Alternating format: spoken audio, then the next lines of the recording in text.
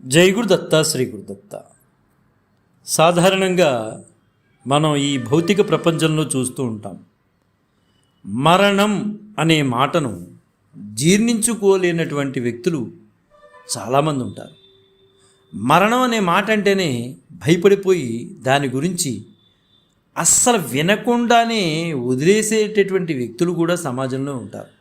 ఎందువల్లంటే ఆశ, బ్రతకాలనేటటువంటి ఆశ అటువంటి మాటలను వినకుండా చేస్తుంది.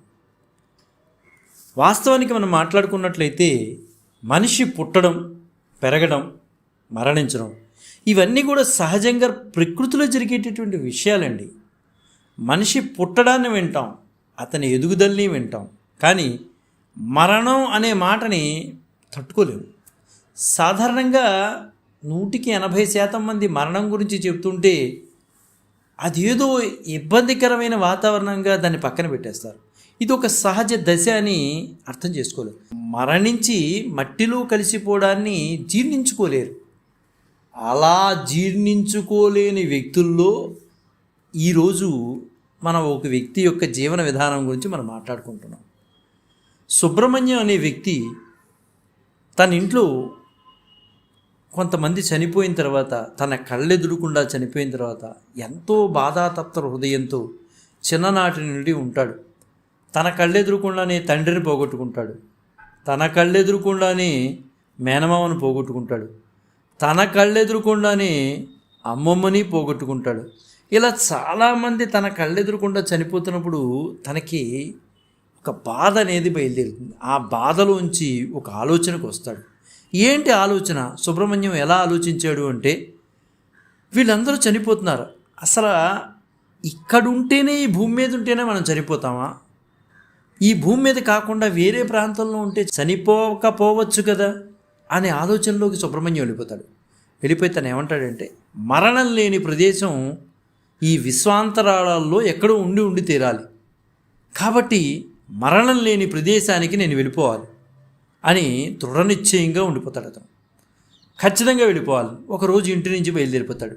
అప్పుడు తల్లి అంటుంది, నానా మీ తండ్రి గారు పోయారు, మేనమామ లేడు, నీకు ఇంతమంది నచ్చ చెప్పేవాళ్ళు ఎవ్వరూ లేరు, నువ్వు ఇలా నిర్ణయం తీసుకుని వెళ్ళిపోతే నీకు అక్క చెల్లెళ్ళు ఉన్నారు, మరి ఎలాగ నాన్న, నువ్వు చూసుకోవాల్సిన వాడి ఇంటిని, మరణం ఎవరికైనా తప్పదు నాన్న, వీళ్ళందరూ నా కళ్ళ ముందు చనిపోయారు, కాబట్టి ఖచ్చితంగా మరణం లేని ప్రదేశం ఏదో ఒకటి ఉంటుందని చెప్పి ఎంత బతిమిలాడినా అతను వాళ్ళ మాటలు లక్ష్య పెట్టగా ఒకరోజు వాళ్ళందరూ పడుకోగానే ఇల్లు విడిచేసి, అతని కుటుంబాన్ని విడిచేసి బయటికి వెళ్ళిపోతాడు.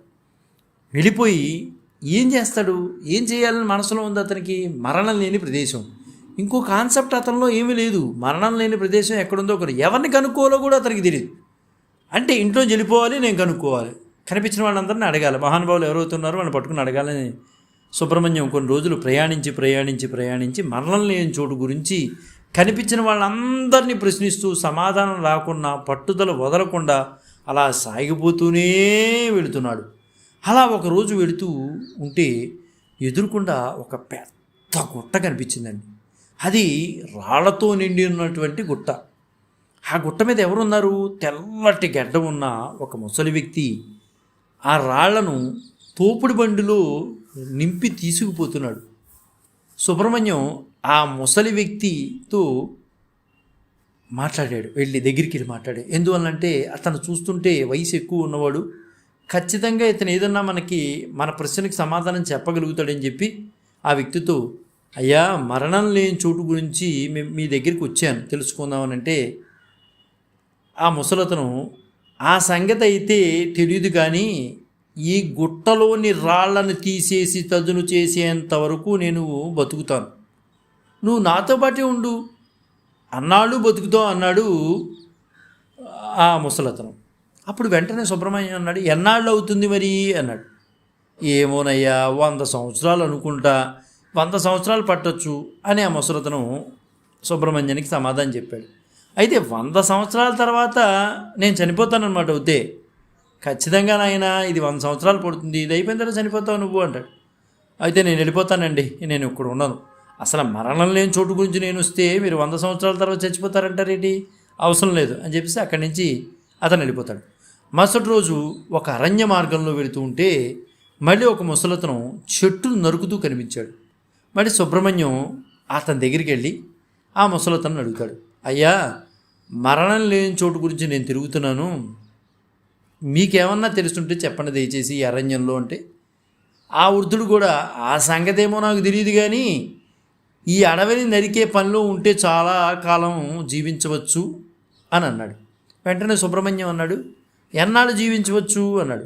ఒక 300 సంవత్సరాలు అయితే బతకవచ్చు అన్నాడు ఆ వృద్ధుడు. అంతేనా? ఏమిటి 300 సంవత్సరాలు అంతే బతికేది? నేను అసలు మరణం లేని విషయానికి వస్తే నువ్వు 300 సంవత్సరాలు అంటావేంటి అని కోప్పడిపోయి సుబ్రహ్మణ్యం అక్కడి నుంచి వెళ్ళిపోయాడు. కొన్నాళ్లకు ఒక సముద్ర తీరానికి చేరుకున్నాడు. అక్కడ ఒక బాతు సముద్రం నీళ్ళని తాగుతోంది. ఒక ముసలివాడు చూస్తున్నాడు దాన్ని. మరణం లేని చోటు గురించి వెంటనే సుబ్రహ్మణ్యం ఆ ముసలివాడి దగ్గరికి వెళ్ళి అడిగాడు, అయ్యా, మరణం లేని చోటు గురించి నేను తిరగనటువంటి ప్రదేశం లేదు, తిరుగుతూ వచ్చాను. ఏదో భగవంతుడి దయ వలన మీరు నాకు అనిపించారు. దానికి మార్గం ఏమిటి? అసలు మరణం లేని ప్రదేశం ఎక్కడుంది అన్నాడు. వెంటనే ఆయన అన్నాడు, మరణం లేని చోటు సంగతి ఏమో నాకు తెలియదు, కానీ ఈ బాతు సముద్రం నీళ్ళను తాగేదాకా మనం బతికి ఉండవచ్చు అన్నాడు. ఎన్నాళ్ళ పట్టచ్చండి అన్నాడు అమాయకంగా సుబ్రహ్మణ్యం. ఒక 500 ఏళ్ళు అన్నాడు ఆ ముసలాయన. తర్వాత ఇంకేముంది, చనిపోతాం కదా మనం అన్నాడు ఆ ముసలాయన. వెంటనే సుబ్రహ్మణ్యానికి కోపం వచ్చింది. చనిపోతారా? 500 ఏళ్ళ తర్వాత చనిపోవడమా? చనిపోకుండా ఉండే ప్రదేశం చెప్పమంటే మళ్ళీ మీరు చనిపోతారంటారేంటి అని మళ్ళీ అతని మీద కోప్పడిపోయి మళ్ళీ సుబ్రహ్మణ్యం ఒక నిర్జన ప్రదేశంలోకి సాగిపోతుంటే ఆ సాయంత్రం వెండి రంగుల్లో దగదగలాడుతున్న భవనం సుబ్రహ్మణ్యానికి కనిపించింది.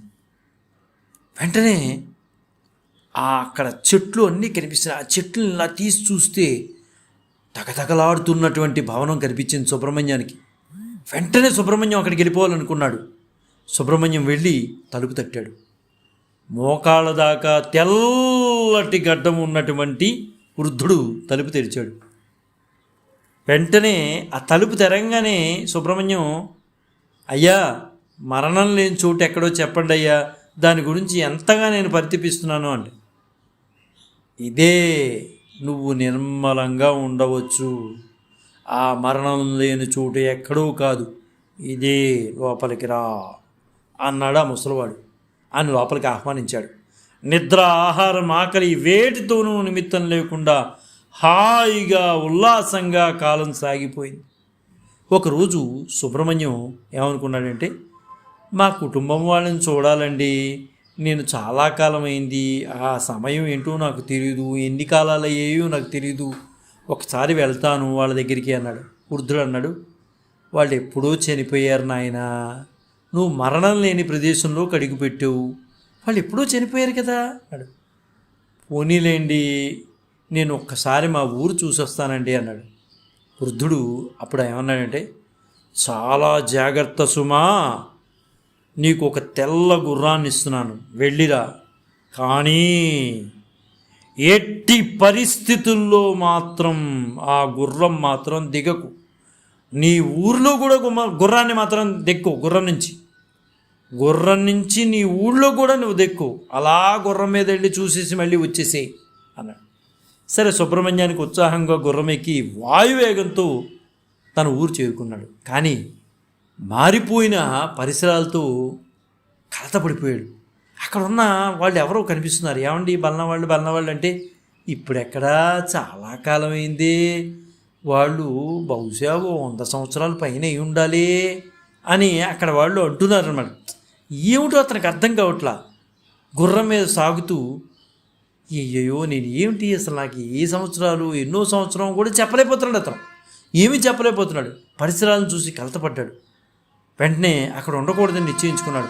అక్కడ వాళ్ళు ఇతన్ని ఏదో కొత్త జీవిలాగా చూస్తున్నారు ఇతన్ని. ఇంక ఇక్కడ ఉండటం ప్రమాదం అనుకుని అతను గుర్రం మీద మళ్ళీ వెనుదిరిగాడు అనమాట.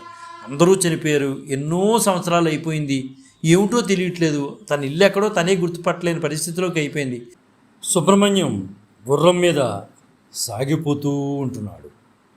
అలా సాగిపోతున్నప్పుడు ఒక అతను పాత చెప్పుల కుప్పను తోపుడు బండిలో నింపుకుని వెళ్తున్నాడు. అతను బాగా వృద్ధుడు. బాబు బాబు అని గట్టిగా అరిచాడు. ఈ గుర్రం మీద వెళ్తున్నటువంటి సుబ్రహ్మణ్యం అతను చూశాడు. బండిని అక్కడ దాకా తీసుకెళ్ళడానికి సహాయం చేయి బాబు అన్నాడు. వెంటనే సుబ్రహ్మణ్యం, లేదు ముసలైనా, నాకు సమయం లేదు, నేను వెళ్ళిపోవాలి. కాదు బాబు, నాకు కొంచెం సహాయం చేసి పెట్టు బాబు, నీకు పుణ్యం ఉంటుంది అన్నాడు. ఎందుకో మరి సుబ్రహ్మణ్యానికి ఆ వృద్ధుడు దీనంగా బతిలాడటం ఏంటి, సహాయం చేద్దామని తప్పనిసరి కాలు మాత్రమే నేల మీద పెట్టాడు. ఎప్పుడైతే భూమి మీద కాలు పెట్టాడో వెంటనే ఆ వృద్ధుడు ఒక వింతాకారంలోకి మారిపోయి సుబ్రహ్మణ్యాన్ని నేల మీద లాగేశాడు. నేనెవరనుకుంటున్నావురా, నీ మరణాన్ని, నీకోసం తిరిగి తిరిగి తిరిగి అరిగిపోయిన చెప్పులు ఇవన్నీ కూడా ఎన్నాళ్ళకి దొరికావు అంది మృత్యు. ఆ విధంగా సుబ్రహ్మణ్యం జీవితం ముగిసిపోయింది. గమనించారా మిత్రులారా? ఖచ్చితంగా ప్రతి వ్యక్తికి కూడా ఒక స్పెసిఫిక్ డేట్ అనేది, మృత్యు అనేది ఉంటుంది. కానీ ఆ మృత్యువు కన్నా కూడా మన వెంట నడిచొచ్చేది అపమృత్యు దోషాలు వస్తూ ఉంటాయి. దాన్ని గమనించుకుంటూ ఉండగలగాలి. మృత్యు అనగానే, ఆ మాట అనగానే భయం వేసి చెవులు మూసుకుంటే అపమృత్యు దోషం ఏ సమయంలోనైనా మన పట్టుకెళ్ళిపోవడానికి రెడీగా ఉంటుంది. స్పెసిఫిక్ డేట్, ఇచ్చిన డేట్ని ఎవరం మార్చలేము, అది వెళ్ళిపోవాల్సిందే ఆ సమయానికి. కానీ అపమృత్యు దోషాలు మనని వెంటాడుతూ ఉంటాయి. వాటిని గమనించుకుని ఖచ్చితంగా వాటి నుంచి మనం తప్పించుకోవడానికి అనేక రకాలైన పరిష్కారాలు మన శాస్త్రంలో అనేక విధాలుగా చెప్పడం జరిగింది. మరణం అంటేనే భయపడిపోయేవాడికి ఇంకా అపమృత్యు దోషాల యొక్క పరిష్కారాలు ఎలా చెప్పగలుగుతాం? దేనికైనా నేను సిద్ధము అనుకునేవాడికి ఖచ్చితంగా ఆ పరిష్కారాలు కూడా మనం చెప్పడానికి అవకాశం అనేది ఉంటుంది. కాబట్టి ప్రతి వ్యక్తికి కూడా అపమృత్యు దోషం మనిషి వెనకాల నడుస్తూ ఉంటుంది. మనిషి ముందు నడుస్తుంటే వాడి వెనకాల ఉండేది అపమృత్యు దోషం. ఎప్పుడు మనిషి అజాగ్రత్తగా ఉంటాడా అని కాచు కూర్చుంటుంది అపమృత్యు దోషం. ఇంకా మృత్యుదోషం అంటారా, అది ఒక స్పెసిఫిక్ డేట్, దాన్ని ఎవ్వరూ కూడా మార్చలేనటువంటి క్రమం. సరే, దాని గురించి మాట్లాడుకోవటం కన్నా అపమృత్యు దోషాలను మాత్రం ఖచ్చితంగా మనం తప్పించుకోవడానికి అవకాశాలు అనేవి ఉంటాయి.